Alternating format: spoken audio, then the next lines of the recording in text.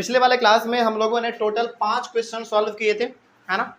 हालांकि एनसीईआरटी के सवालों को भी अभी हम लोग सॉल्व कर रहे हैं, लेकिन लाइन बाय लाइन नहीं चल रहे हैं, ठीक है, क्योंकि इसको ना हम अपने अकॉर्डिंग अरेंज किए हैं कि पहले कौन सा क्वेश्चन आपको बताना चाहिए, इस हिसाब से बेहतर रहेगा। तो 5 क्वेश्चन कल बनाए थे, आज हमारे पास 2 क्वेश्चन और है, अभी और लेंगे, पहले इतना बना लेते हैं। देखिए सबसे पहले इसमें ध्यान से क्या कहा गया है क्वेश्चन में, if cot theta equal to 7/8 evaluate, पहला और दूसरा, यानी कि इसमें 2 क्वेश्चन दिया गया है। चलो इसमें हमने आपको बार बार बताया है कि जो भी सवाल में उसको बाद में देखा जाएगा, सबसे पहले आप एक राइट ट्रायंगल को ड्रॉ कर दो।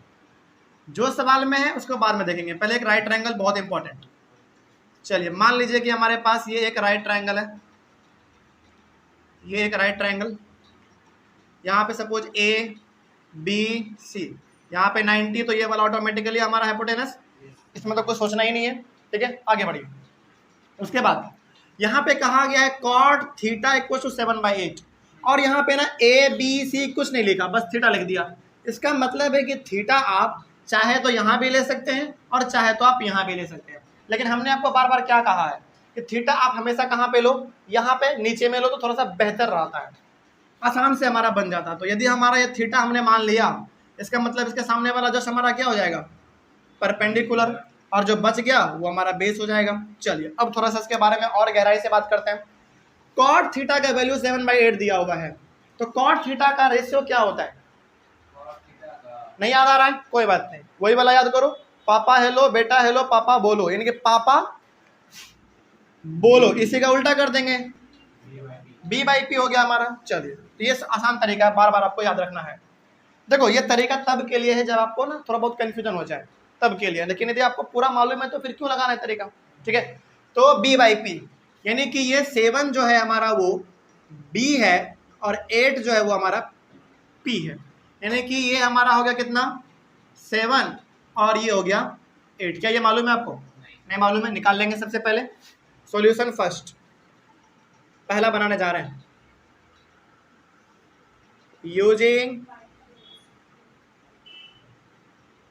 Using Pythagoras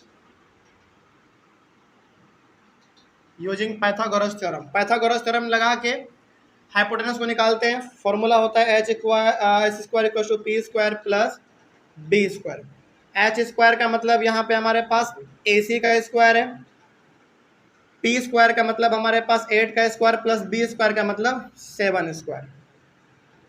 ac² = 8 × 64 plus 49। ac² = 13 के 3 हाथ में 113, तो AC = √130। चलो इसको इतना रहने दो, इसको सॉल्व करने की कोशिश मत करो, इतना काफ़ी है।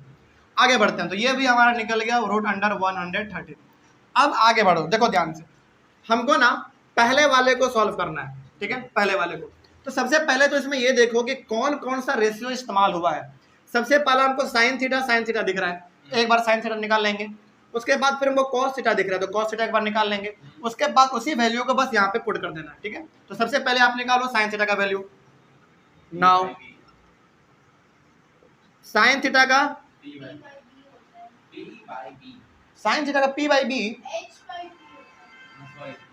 p/h पापा हेलो, यानी कि p/h, कहाँ ध्यान है तुम लोगों का, p/h होता है, ठीक है। तो p हमारा यहाँ पे है कितना 8, और h हमारा कितना है √113। साइन थीटा निकल गया। आगे अब उसी प्रकार से हम लोग कॉस थीटा निकाल लेते हैं। कहाँ पे +1, ये इसका काम बाद में करेंगे, पहले साइन और कॉस निकाल लेते हैं, तब तो वैल्यू पुट करेंगे, आसान से बन जाएगा। चलो कॉस थीटा b/h होता है, तो b हमारा इसमें कितना है 7, और h कितना है √113। चलिए इतना निकल गया। अब हमारा ये सवाल आसान हो जाएगा। यहाँ पे पहले आप इसको ध्यान से देखो, इसको पहले सेम टू सेम पुट कर दो। यहाँ पे क्या है 1 + sin theta into 1 - sin theta divided by 1 + cos theta into 1 - cos theta. चलो कोई भी एक साधारण सा बच्चा क्या करेगा ना, इसको देखेगा, वैल्यू पुट करना शुरू कर देगा, लेकिन हम नहीं करेंगे यहाँ पे। क्यों नहीं करेंगे? क्योंकि हमको यहाँ पे a plus B into A minus B दिख रहा है। अब आपको लग रहा होगा कि सर ट्रिग्नोमेट्री में भी आप फॉर्मूला लगा दे रहे हैं, लगेगा तो लगाएंगे, है ना। देखो यहाँ पे a plus B A minus B, क्या यहाँ पे आपको A square minus B square का फॉर्मूला नजर आया? बिल्कुल नजर आया। तो क्या होता है जरा फॉर्मूला बता दो।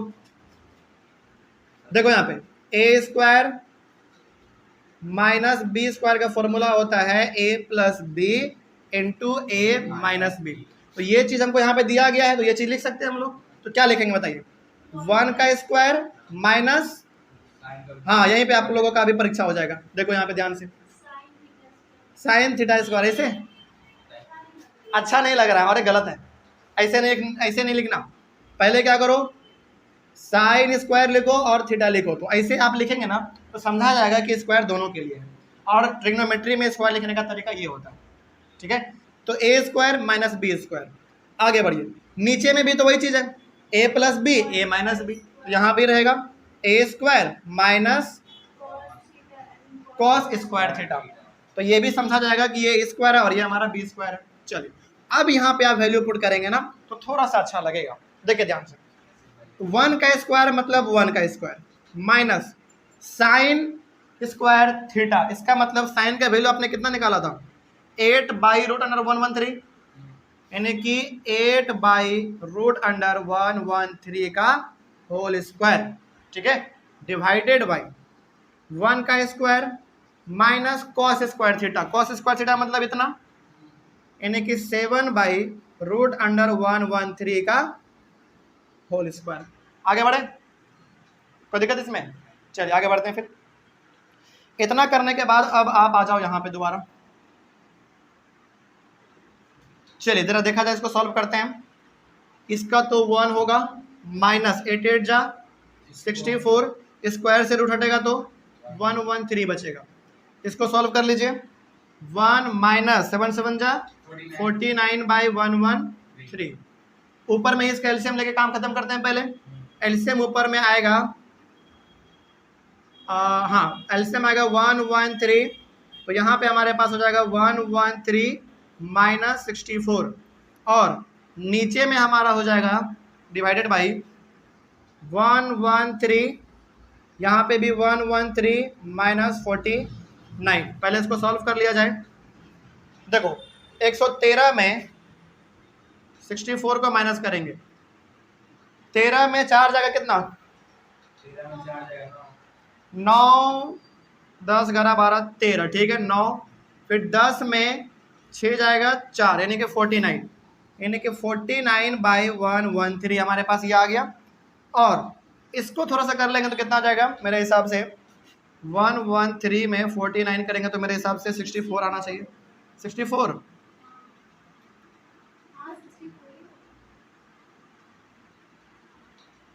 10 में 4 गया 6, हाँ 64 बाई 113। अब इस प्रकार के सवालों में ना आपको दिक्कत होगा, करना कुछ नहीं है, ऊपर में जैसा है उसको वैसा रहने दो, बस नीचे वाले को पलट दो, ठीक है। तो पलटेंगे तो मल्टीप्लाई में आएगा, हाँ या ना? इसमें 49 बाई 113 है और यहाँ पे हमारे पास 64 बाई 113 है, तो नीचे वाले को बस पलट दो। कैसे देखो यहाँ पे ध्यान से, 49 बाई 113 इंटू 113 बाई 64, ये होगा हमारा, ठीक है। ये बेसिक सा कैलकुलेशन है। अब देखो इसमें 113 कैंसिल, क्या हो गया? 49 बाई 64, और यही हो गया इसका आंसर। कोई डाउट इसमें? अब यही इसका आंसर हुआ 49 बाई 64। यदि करता है तो काट दीजिए, नहीं करता है तो रहने दीजिए, ठीक है। चलिए आगे बढ़ते हैं। पहला वाला हमारा सवाल सॉल्व हो चुका। सेकेंड वाला देख लीजिए, कॉट स्क्वायर थीटा है सेकेंड वाला। सॉल्यूशन सेकेंड, यहां से सॉल्यूशन सेकेंड देखो, ये कह रहा है ना कॉट स्क्वायर थीटा, मतलब कि कॉट का स्क्वायर करो, सिंपल सा बात है। चलिए बताइए, सबसे पहले कॉट का होता क्या है? कॉट किसका रेसिप्रोकल है? टेन का। टेन का क्या होता है? पापा बोलो, पापा बोलो, तो इसका क्या हो जाएगा? बी बाई पी, ठीक है। तो हमारा बी यहाँ पे कितना है? Cot square theta equals to B है हमारा यहाँ पे 7 बाई पी, पी कितना है 8, तो इसे क्या करना पड़ेगा हमको स्क्वायर करना पड़ेगा। तो ये हो जाएगा 7 7 जा 49 बाई 64। अच्छा दोनों का आंसर लगभग नहीं, दोनों का तो सेम ही है, लगभग नहीं पूरा सेम है। खैर कोई बात नहीं, ये हमारा हो गया बस। हाँ इसमें कितना है, बस इतना ही कहा गया था और कुछ नहीं। आगे बढ़े, आगे बढ़ा जाए, चलिए देखा जाए फिर नेक्स्ट क्वेश्चन। देखिए क्वेश्चन नंबर वो वाला, इसमें क्या कहा गया, सबसे पहले ये देख लो, if 3 cot a equal to 4, ये वाला सवाल हमने कल कुछ इसी प्रकार का बताया था। ये दोनों हमारा मल्टीप्लाई में नहीं होता है, लेकिन ये हमारा मल्टीप्लाई में होता है। इसको उधर भेज देंगे तो 4/3 हो जाएगा। चलिए तो सबसे पहले आप यहाँ पे एक राइट ट्रायंगल बनाइए, बाद में देखेंगे जो कहा गया है, लेकिन सबसे पहले एक राइट ट्रायंगल इंपॉर्टेंट है।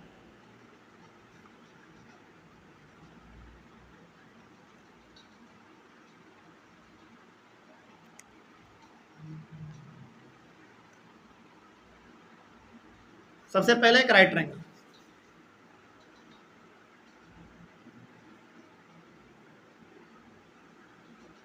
देखिए इसका नाम चलो हम लोग कुछ रख देते हैं ए बी सी। बी पे हमारा 90 होता है, तो ये हमारा हाइपोटेनस, इसमें कोई शक नहीं। चलिए अब थोड़ा सा यहाँ पे और आगे देखा जाए। देखिए यहाँ पे ना इसको, हाँ चलो यहीं पे सॉल्व कर लेते हैं। इसका सॉल्यूशन देखो, पहले क्वेश्चन में क्या कहा गया है बाद में देखेंगे, पहले हम लोगों को परपेंडिकुलर बेस और हाइपोटेनस तो मालूम चल जाए। इसमें देखिए कहा गया है 3 cot a इक्वल्स टू 4, इसको सॉल्व करेंगे तो हमारे पास आएगा cot a इक्वल्स टू 4/3। ठीक है, ये हमारे पास आ गया। इसमें कह रहा है ना कि cot थीटा, यानी कि थीटा आप कहाँ पे लो, ए पे लो। हमने कल बताया था ये ना एक तरीके से आपको हिंट के तौर पे काम करता है। ये कहता है कि थीटा आप कहाँ पे लो, ए पे लो। तो थीटा यदि हम यहाँ पे ए पे ले रहे हैं, इसका मतलब थीटा के सामने वाला हमारा क्या, परपेंडिकुलर, और जो बच गया वो हमारा बेस। ठीक है, चलो अब आप हमको यहाँ पे ये बताएंगे कि कॉट का वैल्यू होता है b/p, इसका मतलब ये हमारा क्या होगा b और ये हमारा हो गया p। तो b हमारा कितना है 4 और p है हमारा 3।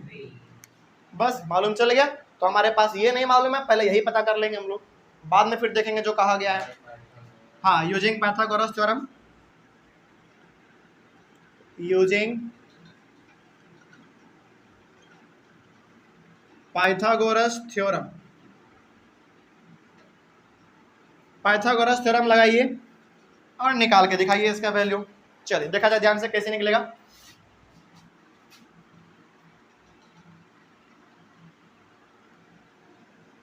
H square equals to P square plus B square.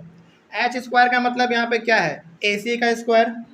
P square का मतलब कितना है 3 का स्क्वायर, प्लस बी स्क्वायर का मतलब 4 का square.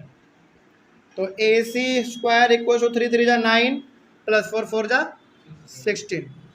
A C square equal to कितना हो जाएगा 16 4 20 5 25। तो ए सी इक्वल टू √25। तो ए सी का वैल्यू कितना आ गया 5 आ गया। चलिए हमको इसका वैल्यू मालूम चल गया कि ये 5 है। अब हमारा सवाल थोड़ा सा आसान हो जाएगा। इतना आपने कर लिया।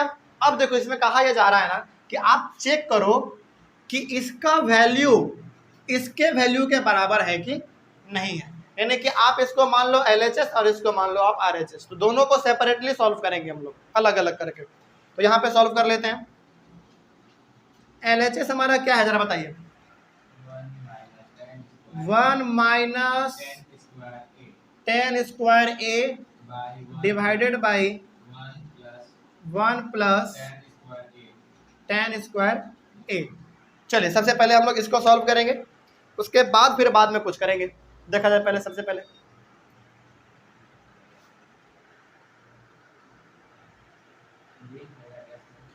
चलिए सॉल्व करते हैं। सबसे पहले यहाँ पे आप हमको ना 10 का वैल्यू निकाल के बताएंगे, और इसमें देखो 10A कहा है, यानी कि आपको वही मान के चलना है। तो क्या होता है इसका P/B। तो P/B इसको सॉल्व करते हैं। देखिए ध्यान से, 1 तो रहेगा माइनस P बाई B, तो P हमारा कितना है 3 और B कितना हमारा 4। इसका क्या कर दो आप, अरे स्क्वायर कर दो, स्क्वायर डिवाइडेड बाई 1 प्लस यही कर देंगे 3/4 का स्क्वायर। इसको थोड़ा सा और यहाँ पे आ जाओ, सॉल्व कर लेते हैं। तो ये हमारा 1 माइनस 3×3=9/16 डिवाइडेड बाई 1 प्लस 9/16, सही है।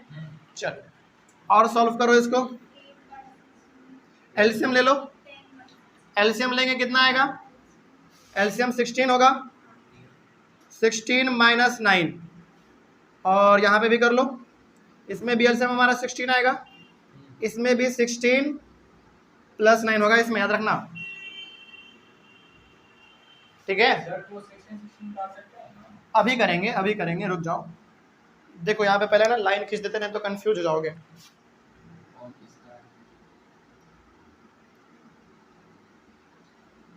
अब सही है। अब देखो इसको पहले माइनस कर लो, 16 में 9 घटाओ, अरे 16 में 9 घटाएंगे 5, कितना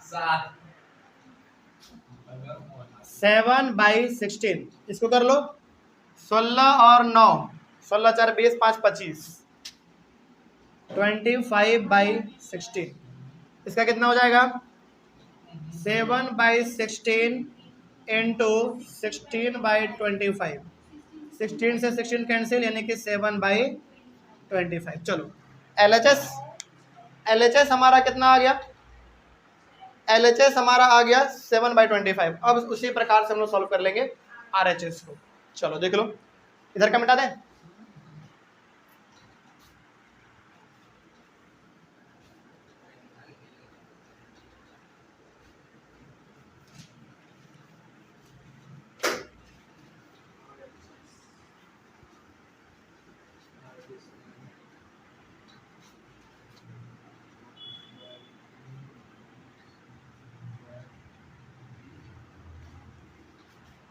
एलएचएस हो गया। आरएचएस देखा जाए, आरएचएस कितना है,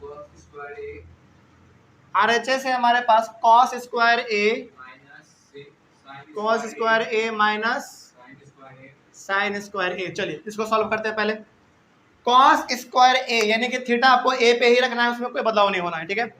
कॉस का क्या होता है b/h, तो b हमारा कितना है उसमें 4/h, b/h होता है, तो b हमने लिख दिया, h कितना है 5।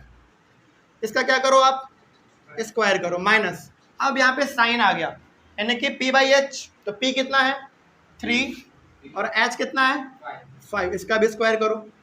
सॉल्व करते हैं इसको, 4 4 जा 16, 25 माइनस 9/25। चलो देखा जाए, एलसीएम 25, 16 माइनस 9 कितना 7/25। आरएचएस भी 7/25 और एलएचएस भी हमारा 7/25।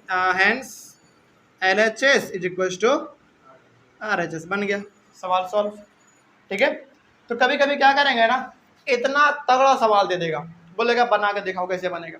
करना कुछ नहीं है, सबसे पहले आप इसमें ये देख लो कि जौन सा रेशियो हमारा इस्तेमाल हुआ है उसका वैल्यू पहले पता कर लो। वैल्यू पता हो जाता है ना, उसके बाद फिर आसान से बन जाता है हमारा, ठीक है। आगे बढ़े, चलिए 7 हो गए। क्वेश्चन नंबर 8 कौन सा बताया जाए, अब बताते हैं, एक मिनट, कौन सा, अच्छा चलो एक होमवर्क आपको हम देते हैं, ठीक है। 9 नंबर एक्सरसाइज 8.1 आप देखिए, 8.1 में 9 नंबर, क्या ये सवाल नहीं बन जाएगा, बन जाएगा। तो इसको आप बना के रखेंगे। इसमें भी करना क्या है, 2 वैल्यू निकालना, पहला, अच्छा यहाँ पे सबसे पहले आप बताइए, पहले में लिखा गया है साइन ए और कॉस सी, पहले में इसका थोड़ा सा हिंट दे रहे हैं, साइन ए और कॉस सी, माइनस है ना, उसके बाद कितना, सॉरी प्लस है, साइन सी। देखो इसका मतलब क्या समझते हो आप लोग, इसका मतलब यहां पे ये समझो, देखो पहले साइन ए और कॉस सी, इन दोनों के बीच में मल्टीप्लाई है, ये मालूम था, नहीं मालूम था, यही आपको यहाँ पे पता करना है, ठीक है। इन दोनों के बीच में मल्टीप्लाई, उसी प्रकार से इन दोनों के बीच में भी मल्टीप्लाई, और मल्टीप्लाई का साइन ट्रिग्नोमेट्री में कभी भी इसे नहीं देगा, पॉइंट में देगा। तो आपको क्या समझना है, ये दोनों मल्टीप्लाई में है और ये बीच में हमारा प्लस है। नहीं देगा पॉइंट, लेकिन फिर भी आपको समझ आना है कि वहाँ पे पॉइंट है। बिल्कुल सवाल आपका कहना सही है कि सर इसमें तो पॉइंट दिया ही नहीं है, तो कैसे समझेंगे? इमेजिन कर लो कि यहाँ पे पॉइंट है तो मल्टीप्लाई में है, हो जाएगा। चलो तो 9 नंबर हम आपके ऊपर छोड़ रहे हैं, तो आगे बढ़ते हैं फिर हम। अच्छा एक क्वेश्चन हमारा इसमें 6 नंबर बच रहा है थोड़ा सा ऊपर, चलो वही बता देते हैं। पहले बताएंगे सारा, टेंशन नहीं लो, बस एक होमवर्क में 9 नंबर आपको दे रहे हैं, लेकिन बताएंगे हम टोटल अपना खुद से। क्वेश्चन नंबर हमारा 6 लिख लीजिए आप, यानी कि इस हिसाब से हमारा कितना हो गया 8 नंबर। 8 नंबर क्वेश्चन जरा देखा जाए क्या है। If angle A and angle B, if angle A and angle B are acute angles, are acute angles such that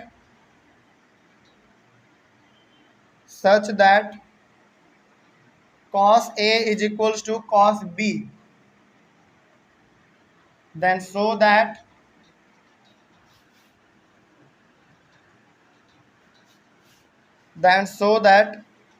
angle A is equals to angle B। चलिए ये सवाल बड़ा मशहूर सा सवाल है, कैसे बनेगा इसको जरा देखा जाए ध्यान से। इसमें कहा जा रहा है angle A and angle B are acute angles. अच्छा एंगल ए और एंगल बी आपको कहीं पे दिख रहा है? नहीं दिख रहा, तो पहले आप एक राइट ट्रायंगल बनाएंगे। अच्छा यहाँ पे सर आपको कैसे मालूम कि राइट ट्रायंगल ही बनाएंगे? ट्रिग्नोमेट्री है, तो सारा का सारा बात राइट ट्रायंगल के बारे में ही होगा। तो सबसे पहले आप यहाँ पे एक राइट ट्रायंगल बनाइए, बाद में देखेंगे जो कहा गया है, पहले राइट ट्रायंगल। अच्छा चलो एक बात अब कॉमन सा, एकदम बिल्कुल कॉमन सा आपसे पूछना चाहेंगे हम, ये 90 है, इसके सामने वाला हाइपोटेनस, क्या यही पूछ रहे थे? नहीं, अब पूछेंगे। देखो हमने वो कहा था पहले वाले क्लास में कि यदि ये हमारा 90 है तो ये वाले एंगल और ये वाले एंगल, चलो पहले इसके बारे में बात करते हैं। यदि ये अकेला 90 है तो ये जितना भी होगा तो 90 से कम ही, और 90 से कम है मतलब वो एक्यूट एंगल है। उसी प्रकार से ये वाला, अच्छा एक्यूट एंगल का मतलब क्या? More than 0 degree but less than 90 degree. उसी प्रकार से ये वाले के लिए बताओ, ये वाला एंगल हमारा कितना भी होगा, हमको नहीं मालूम कितना होगा, लेकिन जो भी होगा 90 से तो कम ही होगा, तभी तो हम इसको और इसको जोड़ेंगे तो 180 आएगा। इट मीन्स इसमें सवाल कह रहा है ना कि ये वाला और ये वाला हमारा क्या है? एक्यूट एंगल है। और यहाँ पे कहा क्या है? Angle A and angle B are acute angle. तो आपको ये क्या मानना पड़ेगा? ए और ये बी, और इसको आप सी मान लो। क्वेश्चन नहीं था हमारा, समझे बात को? क्वेश्चन देखो इसमें पकड़ना पड़ता है कि सर एक्यूट एंगल का बात कर रहा है, इसका मतलब एक्यूट एंगल हमारा ये है और एक ये है, इसका मतलब आपको ये इसको ए मानना पड़ेगा, इसको भी मानना पड़ेगा, या फिर आप इसको ए मान लो इसको भी मान लो, लेकिन यही दोनों एक्यूट एंगल है हमारे राइट ट्रायंगल में। आगे बढ़ते हैं फिर इसमें। हाँ चलो एक और बात यहाँ पे इम्पॉर्टेंट है, चलो ठीक है इतना काफ़ी है। अब आगे बढ़ते हैं थोड़ा सा। हमको मालूम चल गया इसमें कि ये हमारा एक्यूट एंगल और ये हमारा एक्यूट एंगल, ठीक है, ये और ये हमारा एक्यूट एंगल है। चलो इसका सॉल्यूशन देखो बहुत अच्छे से, लेकिन इसमें ना सबसे बड़ा हिंट ही आपको दिया हुआ पहले से। क्या हिंट दिया गया है? इसमें हिंट दिया हुआ है कि cos A जो है वो cos B के बराबर है। तो चलिए अब आप सबसे पहले हमको बताएंगे cos A का मतलब है कि आप थीटा कहाँ पे रखो? पहली बार A पे रखो। चलो मान लो यदि हम थीटा यहाँ पे रखते हैं, इसका मतलब ये हमारा परपेंडिकुलर और ये हमारा बेस, ठीक है ना? चलो तो cos A का मतलब हमने आपको थीटा रख दिया A पर, तो यहाँ पे हमारा ये परपेंडिकुलर और ये हमारा बेस, तो cos का वैल्यू होता क्या है? B/h। तो B हमारा कितना? AC, B मतलब AC और H मतलब AB, B/h हो गया। आगे अब आपको थीटा यहाँ पे नहीं रखना है, बल्कि अब आपको थीटा B पे रखना है, क्योंकि cos B है, तो अब हमको थीटा यहाँ पे रखना है। तो जब यहाँ पे हम थीटा रख रहे हैं तो ये हमारा परपेंडिकुलर हो गया और अब ये हमारा बेस हो गया। इसमें भी हमारा क्या होगा? B/h। B/h मतलब कि BC/h मतलब कि AB। इसमें आप कुछ कॉमन देख रहे हो? अब इसको मिटा दो, अब इसको मिटा दो। इसमें कॉमन क्या दिख रहा है आपको? AB AB, तो इसमें हमारा AB और AB कैंसिल हो जाएगा। सर कैसे कैंसिल कर दिया आपने? अरे भाई इसको इधर लेकर आ जाओ, ऊपर नीचे कट जाएगा, तो हमने डायरेक्ट काट दिया यहाँ पे।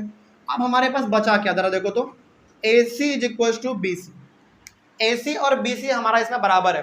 कहाँ पे दिख रहा है आपको AC और BC? ये वाला और ये वाला। अब जरा देखो तो, क्या ये हमारा कुछ आइसोसेलेस ट्रायंगल जैसा नहीं नजर आ रहा है? कुछ इस प्रकार का। यहाँ पे हमारा 90 मान लो, और ये वाला साइड और ये वाला साइड हमारा बराबर हो गया। क्लास 9th का ये बात है, याद कीजिए। यदि ये दोनों साइड हमारा बराबर होता था तो ये दोनों एंगल भी हमारा बराबर होता था। रीजन याद है आप लोगों को? याद है? बताते हैं। Angles opposite to equal sides of a triangle are equal. अब याद आया होगा? मतलब कि जब ट्रायंगल में हमारा ये दोनों अपोजिट साइड इक्वल होता था तो इसके दोनों अपोजिट एंगल भी इक्वल होते थे। ठीक है, अब ये मत पूछना कि सर कैसे प्रूफ करके बताइए, क्लास 9 में बताए हुए हैं। ठीक है, खैर यहाँ पे हम लोग डायरेक्ट लिख सकते हैं, hence angle A is equal to angle B। तो जब ये दोनों साइड हमारा इक्वल है तो एंगल A और एंगल B भी क्या होगा? इक्वल होगा। लेकिन यहाँ पे रीजन लिखना बहुत जरूरी है, यहाँ पे रीजन लिखना बहुत जरूरी है। चलो हम रीजन लिख देते हैं आपके लिए। Angles opposite to equal sides of a triangle are equal. Angles opposite to equal sides of a triangle are equal. और यहाँ पे ये हमारा कंप्लीट हुआ। ये सवाल ऐसे ही बनाना था। देखो कितना हार्ड लग रहा था, कितने आसान से बन गया ये। ठीक है, चलिए तो आगे बढ़ते हैं फिर। क्वेश्चन नंबर मेरे हिसाब से 7 8 हो गया। अब आ जाते हैं थोड़ा सा और ऊपर। क्वेश्चन नंबर 9 लिखिए। मेरे अकॉर्डिंग है ये सब चीज़, ठीक है, NCERT के अकॉर्डिंग नहीं, उसमें थोड़ा सा हम मिस मैच करके जानबूझ के बता रहे हैं आपके ऑर्डर के हिसाब से। ठीक है, इसको पहले आप लोग लिख लीजिए एक बार जल्दी, मिटाएं सारा।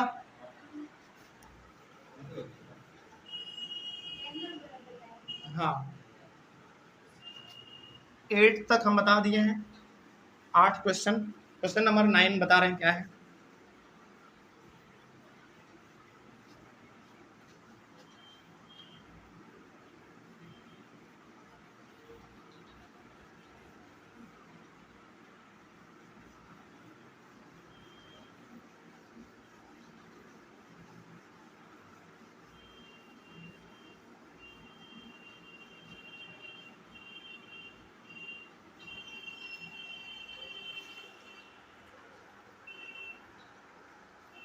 Question number 9,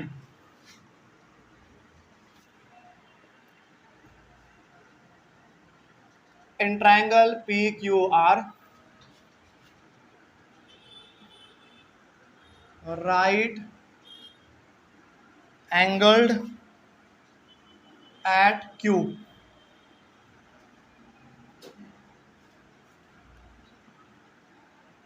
PR plus QR equals to 25 centimeter and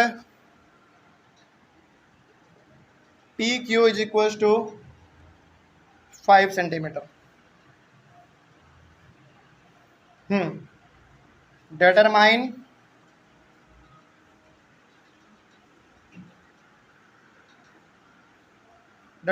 the value of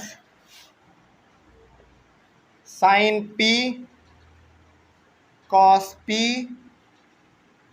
and tan P। ये हमारा क्वेश्चन है। चलिए सॉल्व करते हैं, कैसे होगा देखा जाए। सबसे पहले ध्यान से समझेंगे क्वेश्चन क्या कहा जा रहा है। In triangle PQR right angle. अच्छा, राइट ट्रायंगल का मतलब राइट ट्रायंगल बनाइए। सबसे पहले बनाते हैं पहले राइट ट्रायंगल। राइट ट्रायंगल हमने बना दिया। इसमें कह रहा है ना कि राइट एंगल किस पे होगा? Q पे होगा। यानी कि ये आप ले लो P, Q और R। यहाँ पे हमारा राइट ट्रायंगल हो गया। इसके सामने वाला हाइपोटेनस हो गया, इसमें तो कोई शक नहीं। आगे बढ़िए। अब इसके सॉल्यूशन में क्या कहा गया है देखो ध्यान से।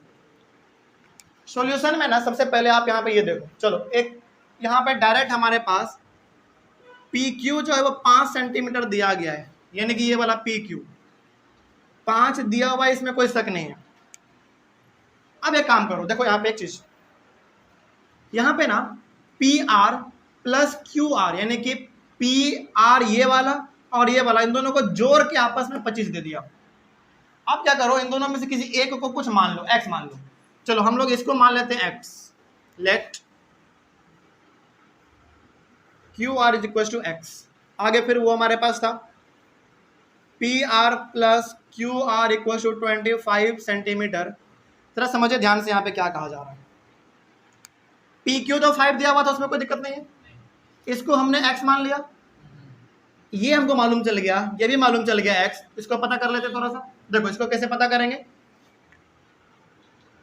P R is equal to, चलो ऐसे कर लो, P R plus Q R का जगह पे क्या लिख सकते हैं, अब x लिख सकते हैं, क्योंकि हमने यहाँ पर मान लिया है x बराबर 25। तो पी आर क्या हो जाएगा हमारा 25 माइनस एक्स। यहाँ पे हमने ऐसा क्यों किया, ऐसा इसलिए किया ताकि हमको ना तीनों का तीनों साइड मालूम हो जाए, और जब पाइथागोरस थ्योरम लगाएं तो हमको मालूम हो जाए। ठीक है, चलो इतना करने के बाद हमको डायरेक्ट अब पाइथागोरस थ्योरम लगाना है। Using Pythagoras theorem, Pythagoras theorem लगाइए। ये हमारा x है, तो ये कितना हो गया 25 माइनस एक्स। चलिए बताइए, फॉर्मूला होता है H square equals to P square plus B square. देखिए यहाँ पे एच स्क्वायर का मतलब क्या 25 माइनस एक्स का स्क्वायर बराबर पी स्क्वायर का मतलब क्या, नॉर्मली देख रहे हैं अभी हम लोग, जैसा कि ट्रायंगल को जानते हैं, तो ये परपेंडिकुलर, ये बेस और ये हाइपोटेनस, तो 5 का स्क्वायर प्लस बेस का स्क्वायर मतलब x का स्क्वायर। चलिए क्या यहाँ पे आपको a माइनस बी का होल स्क्वायर नजर आ रहा है, बिल्कुल, तो लगाएंगे formula a square plus B square minus 2ab बराबर 25 plus X square. 625 plus X square minus कितना 50x बराबर 25 प्लस एक्स स्क्वायर। देखो ध्यान से, एक्स स्क्वायर से एक्स स्क्वायर कैंसिल, ठीक है, और एक काम करते हैं, 25 को उधर लेकर आ जाइए आप। 625 माइनस 25 प्लस में इधर आ गया तो माइनस में हो जाएगा, और इधर माइनस 50x को उधर लेकर चले जाइए तो प्लस 50x हो जाएगा, और तो कुछ नहीं बचा। चलिए तो ये हमारे पास कितना हो जाएगा 50 बराबर 50x। ये बात समझ में आ रही है, 650 को 50 से डिवाइड करो बराबर x, बोलो।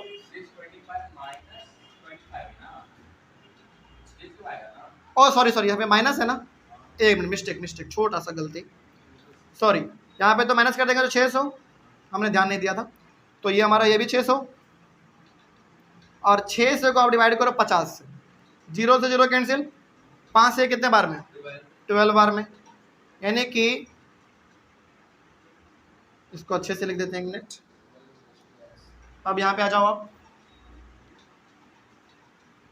12 इक्वल्स टू एक्स। एक्स का वैल्यू कितना आ गया 12 आ गया, x का वैल्यू 12 आया, इसका मतलब है कि ये हमको अब एग्जैक्ट मालूम चल चुका है, कितना 12 सेंटीमीटर। ठीक है, ये भी मालूम चल जाएगा अब हमारा, तो 25 में माइनस कर दो 12 को, कितना 13 बराबर 13। चलो हाइपोटेनस 13 है, बेस 12 है, और परपेंडिकुलर हमारा 5 है।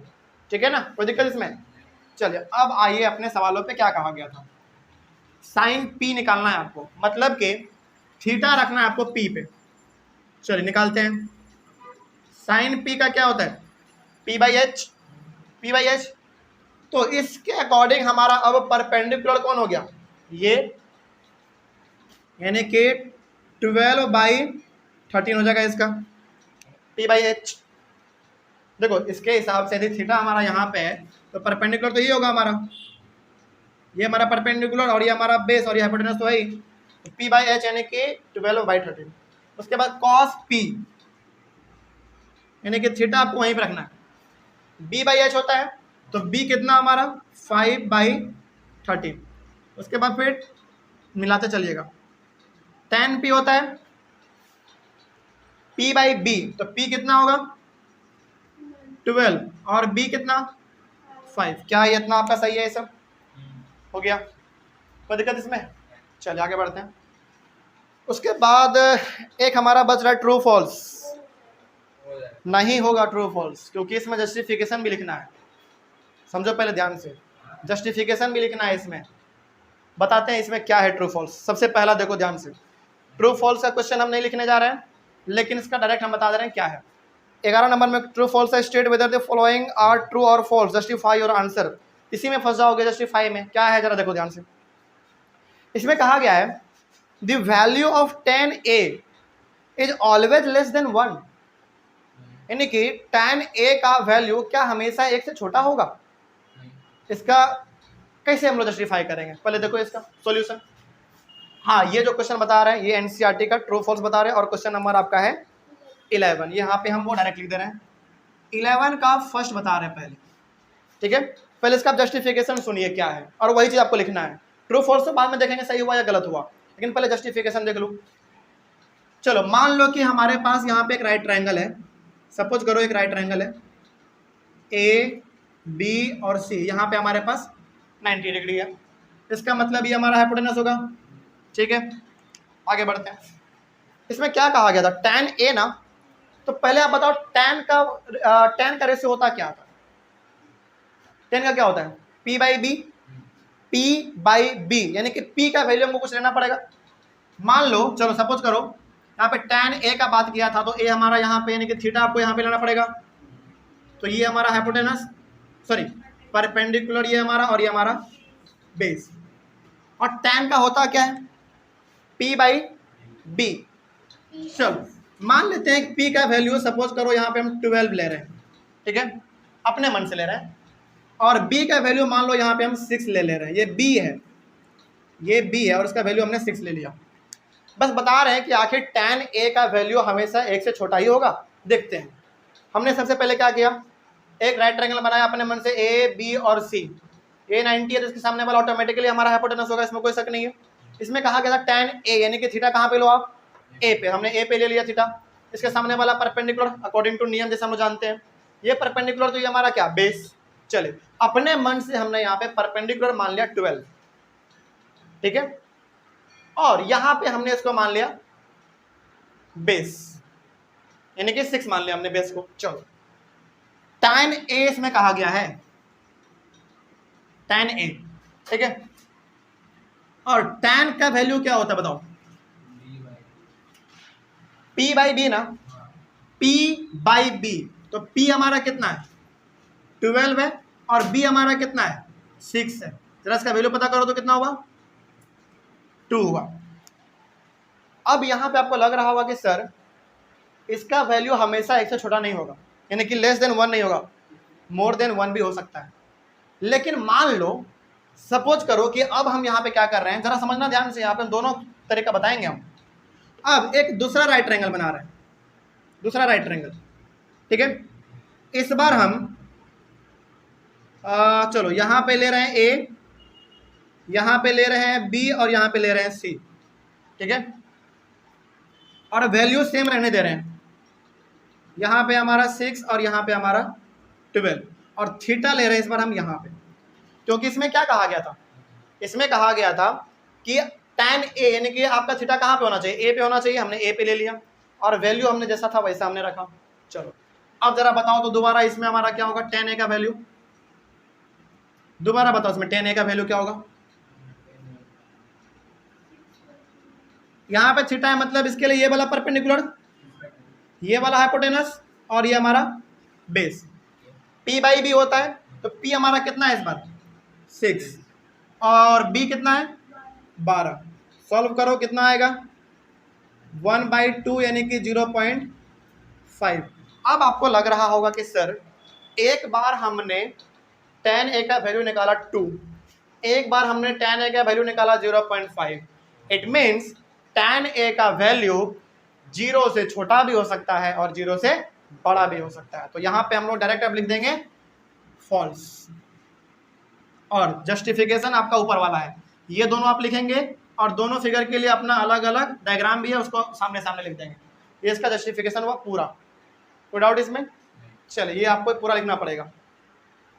तो फॉल्स क्यों हुआ मालूम चला? क्वेश्चन में कहा गया था कि 10a का वैल्यू हमेशा 1 से छोटा होता है, गलत बात है, छोटा भी हो सकता है बड़ा भी हो सकता है, रीजन आपके सामने है, ठीक है। चलिए अब 11 का सेकंड क्वेश्चन देखिए।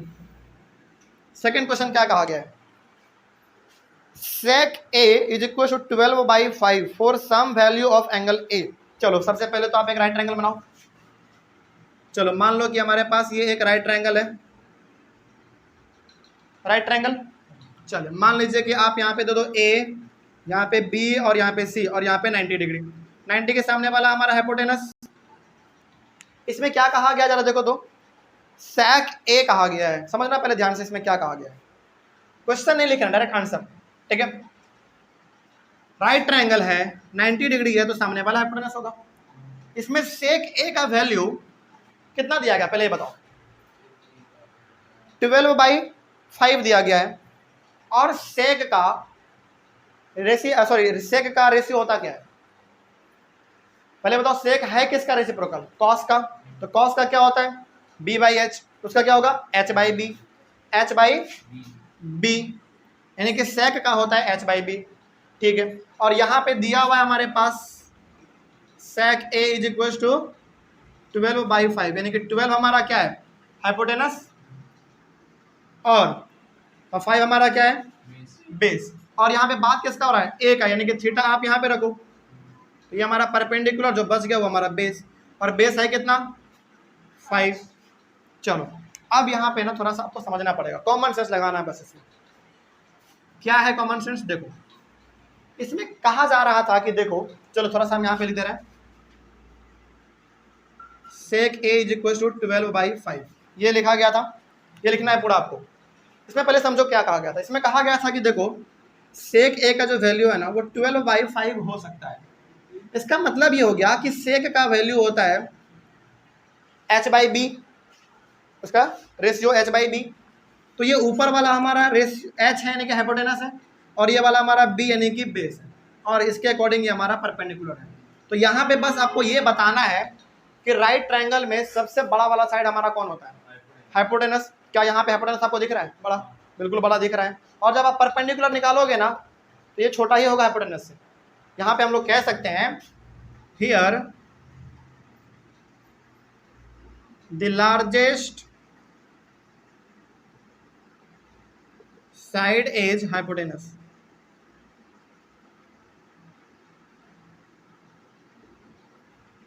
here the larger side is hypotenuse, hence direct लिखो ये ट्रू है, यानी कि ये हो सकता है क्योंकि सबसे बड़ा साइड इसका क्या है? हाइपोटेनस है 12 है, यानी कि ये ट्रू है। आगे बढ़े, चलिए थर्ड में आइए। जस्टिफिकेशन इसका इतना ही करना होता है बस, ज़्यादा नहीं, इतना लिख दो काम चल जाएगा। आपको समझ में आया ना ये क्यों ट्रू है? क्योंकि इसका हाइपोटेनस सबसे बड़ा वाला साइड है, और वो भी हमारा यहाँ पे दिया ही 12/5, तो सही है हमारा। चलिए क्वेश्चन नंबर थर्ड आप देखें तो अपने क्वेश्चन में क्या कहा गया है? इसमें कहा गया cos a is the abbreviation used for cos second. cos second का मतलब cosec, ठीक है, ऑफ एंगल a। क्या हमने कभी बताया आपको कि cos a का उल्टा एब्रीविएशन का मतलब उसका थोड़ा सा रेसिप्रोकल। तो cos a का रेसिप्रोकल क्या cosec a होगा? नहीं। तो cos a का रेसिप्रोकल होगा क्या? हाँ, sec a होगा। इसमें ये हमारा स्टेटमेंट क्या है? गलत है, फॉल्स कर दो। थर्ड में डायरेक्ट आप लिखेंगे यहाँ पे हाँ, इसका जस्टिफिकेशन आप यहाँ पे लिखेंगे cos a is the abbreviation used for cosec a of angle a। चलो हम पूरा लिख देते हैं यहाँ पे। इसका जस्टिफिकेशन क्या है? जस्टिफिकेशन यहाँ पे होगा हमारा cos a is the ABB RAVIATION abbreviation used for the sec a। cos का क्या होता है उल्टा? sec of angle a। तो यहाँ पे इसके लिए स्टेटमेंट क्या लिख देंगे, फॉल्स लिख देंगे। ठीक है, तो यहाँ से आपका जस्टिफिकेशन क्या मालूम चल गया, जस्टिफिकेशन ये मालूम चल गया कि कॉस ए का उल्टा होता है हमारा सेक ए। इट मीन्स ये वाला स्टेटमेंट हमारा गलत, ये जो हमने लिखा ये गलत नहीं है, बुक वाला गलत है, उसका जस्टिफिकेशन हमने यहाँ पे लिखा और लास्ट में फॉल्स लिख दिया। ठीक है, चलो आगे बढ़ते हैं। क्वेश्चन नंबर इसी का 4 देख लो। 4 नंबर क्वेश्चन है, cot A is the product of cot and A. अच्छा, ये बड़ा मशहूर सवाल है। यहाँ पे कह रहा है ना कि कॉट ए जो है ना ये प्रोडक्ट में है, यानी कि इस प्रकार से कॉट इनटू ए। ऐसा कभी हमने बताया आपको? नहीं। इसका हमने कुछ इस प्रकार से आपको बताया था। देखो, यदि यहाँ पे साइन थीटा लिखा हुआ है, इसका मतलब साइन इंटू थीटा नहीं समझना है ना। और यहाँ पे कह रहा है सवाल में कि देखो ये जो है ना कॉट ए ये हमारा मल्टीप्लाई में यानी कि प्रोडक्ट में है, जो कि बिल्कुल गलत है। तो इसका जस्टिफिकेशन कैसे लिखेंगे? जस्टिफिकेशन 4th नंबर का आप यहाँ पे देख लो। 4th नंबर का आप जस्टिफिकेशन यहाँ पे देखेंगे, क्या था हमारा कॉट ना, cot A is not equal to cot into A. इसका मतलब ये हमारा क्या हो जाएगा, फॉल्स हो जाएगा। हो गया?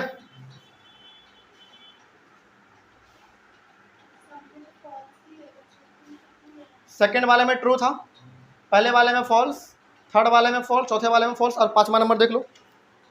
5वां नंबर भी हमारा जो है ना वो सेकंड के जैसा है। चलो पता करते हैं क्या है। यहाँ पे बना दे बस, हल्का सा तुरंत हो जाएगा। देखो इसमें क्या कहा जा रहा है। 5th नंबर में क्या है पहले बताओ? Sine theta equal to 4/3। क्या साइन थीटा का वैल्यू 4/3 हो सकता है? यही इसमें कहा गया है। ठीक है, पता करते हैं। देखिए ये क्वेश्चन है सेकंड के जैसा है। पहले तो आप एक राइट ट्रायंगल बनाओ। राइट ट्रायंगल हमने बना दिया, नाम दे दो कुछ ABC। ये 90, तो ये हमारा ऑटोमेटिकली हाइपोटेनस।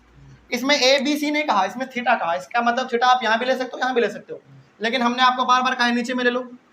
यदि आपने यहाँ पे थीटा लिया, इसका मतलब ये हमारा क्या हो गया, परपेंडिकुलर, और ये हमारा बेस। ठीक है, चलो अब आप हमको यहाँ पे बताएंगे, चूंकि ये राइट ट्रायंगल है हमारा और यहाँ पे साइन थीटा दिया हुआ है, इसका मतलब ये किसका वैल्यू है, P का, और ये H का। तो H हमारा कितना है 3 और P कितना है 4। तो क्या ये वाला कुछ आपको उटपटांग नहीं लग रहा है क्या कि सर राइट ट्रायंगल में सबसे बड़ा वाला साइड हमारा हाइपोटेनस होता है, लेकिन यहाँ पे राइट सबसे बड़ा साइड हमारा कौन सा दिख रहा है, परपेंडिकुलर दिख रहा है। इसका मतलब ये वाला हमारा क्या है, गलत है। अच्छा सही फिर कब होता? सही कब होता? तब होता जब हमारा हाइपोटेनस सबसे बड़ा साइड होता, लेकिन यहाँ पे सबसे बड़ा साइड कौन है, परपेंडिकुलर। इट मींस ये हमारा गलत है। तो इसके लिए आप केवल इतना लिख देंगे, बात खत्म। और लास्ट में लिख दो आप क्या, फॉल्स। नहीं, ऐसा नहीं हो सकता, बात खत्म। कोई दिक्कत इसमें? तो ये हमारा जस्टिफिकेशन भी हो गया। तो ये आपको लिखना पड़ता है एग्जाम में, ठीक है ना। चलिए ऑनलाइन वाले बच्चे इसका स्क्रीनशॉट ले लीजिए जल्दी फटाक से। तो जो आज हम लोगों ने यहाँ पे सॉल्व किया, इसके साथ ही साथ हमारा जो एक्सरसाइज 8.1 का 9 नंबर क्वेश्चन हमने आपको होमवर्क में दिया है, ये आप बना के लेकर आएंगे और कल हम लोग अपने और इस चैप्टर को आगे बढ़ाएंगे। मिलेंगे हम लोग अपने अगले वाले क्लास में। Thank you very much and have a nice day.